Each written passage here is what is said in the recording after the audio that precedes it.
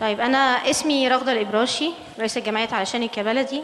النهاردة جاية أحكي لكم قصة من الماضي القريب، سنة 95 لما كان عندي 12 سنة.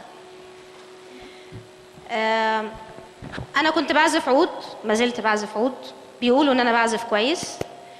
وأنتوا عارفين طبعا الناس اللي بتحب تسمع العود عادة بتبقى الناس اللي سنها كبير شوية. فعادة في المدرسة كانوا بياخدوني لدور مسنين لما بيحبوا ان انا اعمل حاجة خيرية. مش بروح دور مسنين، بروح اعزف في دور مسنين. وهناك كنت بستمتع جدا بالحاجات اللي انا بعملها، بس عادة كنت بروح في القاهرة. في يوم من الايام وانا عندي 12 سنة المدرسة قالت لي احنا هنطلع رحلة لدار مسنين بره القاهرة، في منطقة أو في محافظة اسمها الشرقية. بالنسبة لي الشرقية كانت اسم بسمعه بس ما اتعلمتوش في المدرسة زي ما اتعلمت المحافظات اللي احنا حافظينها كلها. القاهرة طبعا، الجيزة طبعا الأهرامات الشهيرة، اسكندرية والبحر، شرم الشيخ والغردقة، مارينا ما كانتش اتعملت ساعتها، والأقصر وأسوان. وأي حاجة بقيت الخريطة صحراء كأنها مش موجودة. ده اللي احنا كنا مركزين عليه في المدرسة. فقلت طيب حاجة كويسة ان انا هروح اعمل حاجة بحبها، وفي نفس الوقت هتعرف على منطقة جديدة في مصر. لأول مرة في حياتي أشوف الخضار مش في التلفزيون.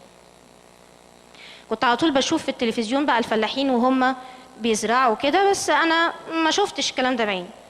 بهرت باللون الطبيعي ده. دخلت دار المسنين وعزفت والناس سقفت لي، وبعدها جات لي واحدة اللي هي بطلة قصة حياتي اسمها أم فتحي. جات سألتني بتقولي انتي اسمك ايه؟ قلت لها اسمي رغدة. قالت لي ايه ده انا عندي كمان ولادي في سنك، ما تيجي اعرفك عليهم. طبعا جه مقولة ماما الشهيرة تروحيش مع حد غريب. بس في نفس الوقت كان عندي شوية تطفل كده، عايزة اعرف الناس هناك عايشة ازاي، او انا عايزة اتعرف بجد على ولادها. وهي شاورت لي على المكان، كان قدام دار المسنين على طول، فما كانش فيه خطر يعني، والمدرسة بتاعتي كانت عارفة. رحت دخلت مكان، سألتها يلا بينا نطلع البيت. قالت لي لا انتي واقفة جواه. واقفة جواه ازاي يعني؟ 3 متر في 3 متر؟ طيب ولادك بيناموا ازاي؟ هما المفروض 7 ولاد. قالت لي بيناموا بالتناوب، يعني 3 بيناموا و4 بيستنوهم لغاية لما بيخلصوا نوم ويخشوا يناموا بعدهم. دورت على حاجة اقعد عليها ما لقيتش. جابت لي احلى جلابية عندها وفرشتها على الارض. قعدت عليها، سألتها اول سؤال، بفكركوا تاني انا كان عندي 12 سنة، ما عندكيش تكييف؟ بابتسامة قالت لي لا. قلت لها طب مروحة؟ قالت لي لا. قالت لي انت عندك تكييف ومروحة في البيت؟ قلت لها اه. قالت لي عندك ايه كمان؟ ما توصتش. كام أوضة والسراير واللعب ومدرسة وبابا وماما والعربية. وهي لسه مبتسمة وقالت لي بس في حاجة عندك ما قلتيهاش. قعدت أفكر كده، حسيت ان الصراحة أنا قلت لها كل حاجة يعني. قلت لها لا مش عارفة. قالت لي بصي فوق وانتي تعرفي. بصيت فوق ملقتش حاجة خالص، مفيش سقف. ساعتها ما جاش في دماغي اللي يمكن اللي جه في دماغكم دلوقتي. يا خبر، في الشتاء المطر بيغرقهم وفي الصيف الشمس بتحرقهم. مش دي اول حاجة جت في دماغي. اول حاجة جت في دماغي ان انا اتضحك عليا، عشان كانوا بيعلمونا في المدارس لو انتوا فاكرين ان البيت بيترسم مربع وفوقيه مثلث، وفي مربعات صغيره اللي هي الشبابيك، وفي مستطيل اللي هو الباب. انا ما شفتش غير مربع، مفيش مثلث ولا في بيت ام فتحي، بس كل البيوت اللي حواليه ولا في مثلث ولا مربعات صغيره ولا مستطيل. ودي كانت اول كدبه في حياتي. رحت المدرسه، انا مش عايزه اروح المدرسه تاني، انتوا بتعلموني غلط. قفشت بقى، مصدق. سير اللي هي مديرة المدرسة ساعتها قالت لي طب تعالي، وما يعني صالحتني يعني وكده. قلت لها طب على شرط، أنا هرجع المدرسة بس لازم تخلوني أروح ألعب مع أولاد أم فتحي كل فترة. قالت لي طيب أوكي، وبابايا وافق وتمام. وكانت أسعد لحظات حياتي إن أنا أخلص الواجب بتاعي وأروح ألعب هناك عشان أشوف تاني اللون الأخضر اللي ما بشوفوش في أي حتة. شفته في الشرقية أول مرة، وألعب بجد مع الناس اللي بتضحك بجد وعايزة تلعب بجد. وتعلمت على فكرة حاجة جميلة جدا هناك، أصلا أنا مش محتاجة ورقة وقلم عشان أعرف أرسم. هناك كنا بنرسم على الطين، كنا ممكن نكتب على حجر، مفيهاش مشكلة. الناس عايشة بأقل حاجة ومبسوطة، وإحنا ممكن يبقى معانا كل حاجة وعايزين أكتر. هناك كل الجمال اللي أنا ما تعودتش عليه. بعد كده سألت والدي قولي بقى بقية الخريطة، مادام الخريطة حلوة كده. حكالي إن في محافظات كتير قوي، وقعد يحكي لي على قد مقدرته كل المعلومات اللي يعرفها عن كل محافظة. وكنت على طول بنقرا في الكتب موضوع صعيد مصر، حر صيفا غير ان هو حر صيفا. عرفت عنه حاجات كتير قوي عن الثقافة. قلت له طيب بابا انا عايزة اروح ازور اي حاجة من الصعيد.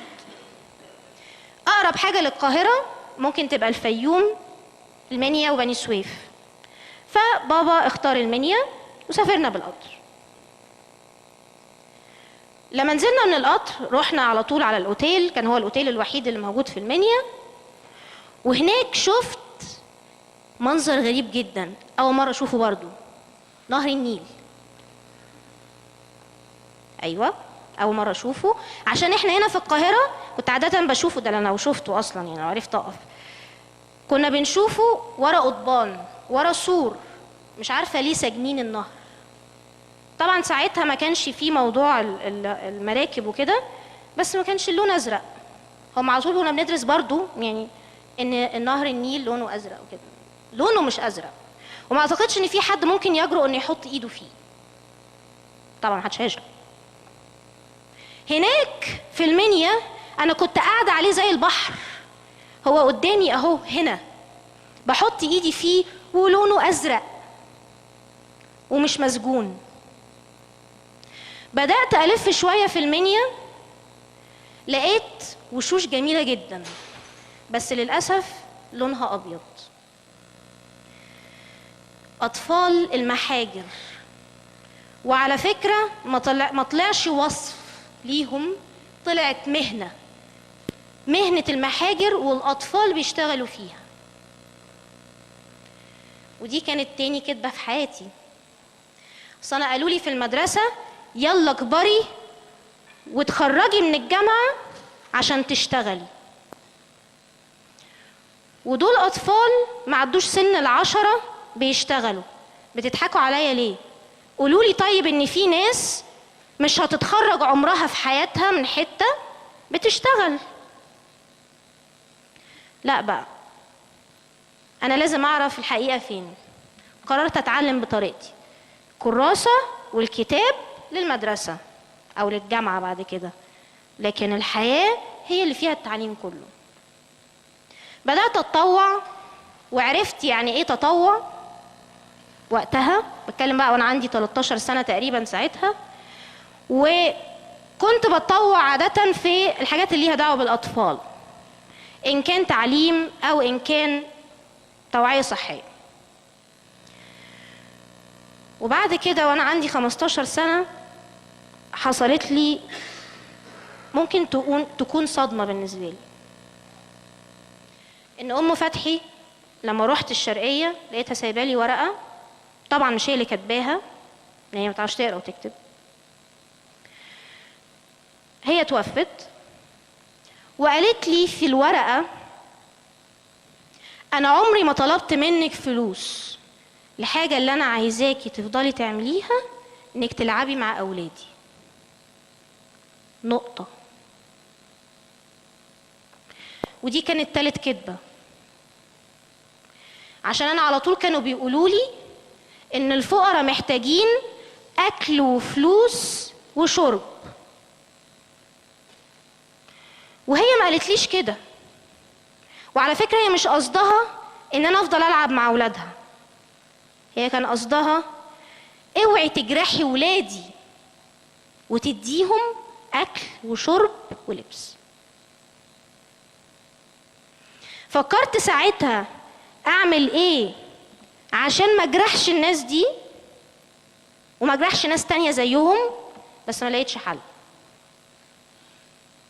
دخلت الجامعة لقيت ناس كتير بتفكر في موضوع ان احنا نساعد الناس باكل وشرب وفلوس ولبس وكده. دي كانت حاجة جميلة جدا، بس ما بتغيرش الواقع اللي انا شفته، حتى لو الواقع ده جميل بس كان فيه شوية ألم.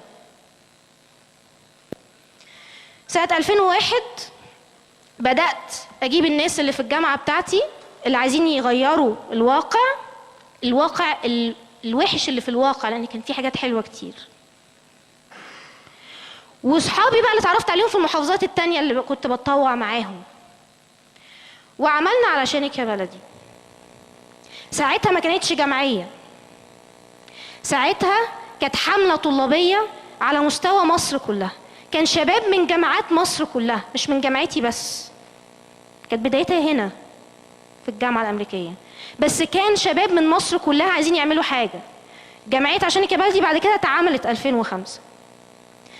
والحاجة دي على فكرة ما تفتكروش ان احنا ابتدينا علشانك يا بلدي بفكر، لا ده احنا 100 واحد اتجمع من حتت مختلفة عشان نفكر، بس نفكر سنة 2001 عايزين نعمل ايه للبلد.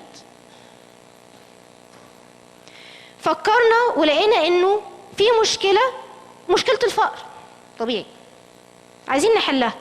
فناس قالت طب نعمل توعية، لا ممكن نعمل تعليم، لا المشكلة في الصحة، وكانت مشاكل كتير قوي بدأنا نسردها، ووجدنا في الآخر إن أهم مشكلة هي البطالة.